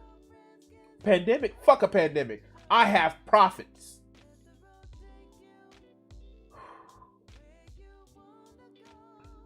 Yeah, no. And I wouldn't be surprised if Jimmy Dore was a flat earther. Well, the Democratic Party said that the earth was round, so I better go motherfucking check. Like, all right, let's go. Let's finish this video out. Isn't that what America is about? Options and different. You give people different options and let them make a decision. So I personally feel like more resources, more focus should be going to some of these little tiny biotech companies. The problem is that they're running a trial because they're a little tiny, looking at maybe 500 patients. When you got your big pharma, Pfizer, Moderna, they got 50,000, they got 100,000. So now when you got these statisticians that are looking at it going, oh, you don't have the numbers, your N is too small, it's only 500. And these little biotech companies, they're like literally scraping just to get by. So it's just but part of it is the how much the journalists and the media just do not let the public know about these other platforms. Wait, he wants tools. Tools who? Oh God. I know he's a tool, but oh God. No. Okay. All right, let's let this finish out. Give them that information. Even a big company like Nova. Oh, the avid racist and the xenophobe and the person that's in a cult. No. Will she run for governor of Hawaii? She's literally from Hawaii. That's her state. That's what she was a representative. Okay. All right, let's go. Novavax has a 40,000 patient trial in the United States and Mexico, and another 30,000 patient trial in the UK. How many people know that? The number of people say, "Oh, I didn't know about Novavax." They're a big company. They are running big clinical trials right now. But why aren't we talking about that? Why don't we doing a report and saying, vaccine hesitancy, people are nervous about mRNA technology. Okay, well, Novavax, this is the technology. Would you be willing to do it? I'm willing to bet half those people that are concerned about the vaccine, they would take it. And I've done a sort of an internal study or sort of talked to a lot. I mean, look. What have you taken, you dumb fuck? Right, you're shilling for a biotech company, but what have you taken? Have you taken the vaccines? Why are you worried about the effectiveness? Have you taken the vaccines? Let's continue. Let's continue. We have close to 10,000 patients that we're seeing, and most of them are not vaccinated because they're so nervous about worsening their long COVID symptoms and worsening their post-vaccination symptoms. And most of them are like, look, if the Novavax came out or a different platform, we would take it. So I think when you're framing these questions about anti-vax, they're not anti-vax. Maybe 10%, 15%, no matter what vaccine you give them, they're going to say, nope, I don't want it. But to say like 50% of the country is anti-vax, no, absolutely not. It's disingenuous. I think we can close the gap by introducing more platforms and getting more approvals out there. All right, so Jimmy let this motherfucker just come on and basically advertise for this Novavax bullshit, and never once did he push back, because one, Jimmy's too stupid to push back, and two, well, it wasn't talking about Nancy Pelosi or AOC or any woman that he thinks that he can bully. Now, of course, he's not going to talk back, But anyway, this brain cancer from Jimmy Dore is just unbelievably bad, and no, it's bullshit. This motherfucker literally is platforming somebody who's trying to shield to his audience, and I'm a fucking layman. I watch YouTube videos, read studies, and all that other good shit. Wikipedia Andy a lot of shit, but even I know that this anesthesiologist, he's just there to lend some motherfucking credence to the fact, oh look, I have a doctor, and the doctor says that people are scared and they're right to be scared. No, the fuck they don't. And I'm sorry, a lot of these motherfuckers, I can guarantee you, are just afraid of needles. Like seriously. And they're post hoc rationalization. Not all, not most, but a lot of them are. And then you get people like Jimmy Dore, and I don't know his guess. Jimmy Dore has officially said that he has gotten vaccinated, but he's pushing this shit like, oh no, they just wanna control you with your vaccination with microchips and shit like that, even though you carry around a motherfucking phone that gives your GPS signal. But anyway, guys, if you can, please like this stream, follow, subscribe. If you're on Twitch, follow. And we're gonna end the section here. All right. Yeah, it's 10 o'clock, guys. Thank you for sticking around with me as long as you did. I'm fucking tired. I'm going to go to bed. If you haven't done so, or if you want to help out the stream, donate to the Crimson 60620 line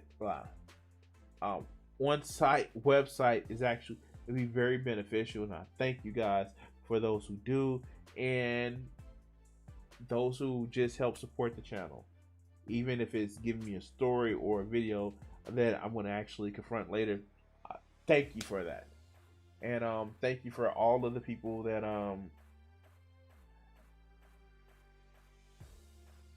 oh wow, and shit, I'm gonna have my daughter tomorrow, so yeah. But yeah, no, thank you guys, and let's take it away, Richard. Here we go.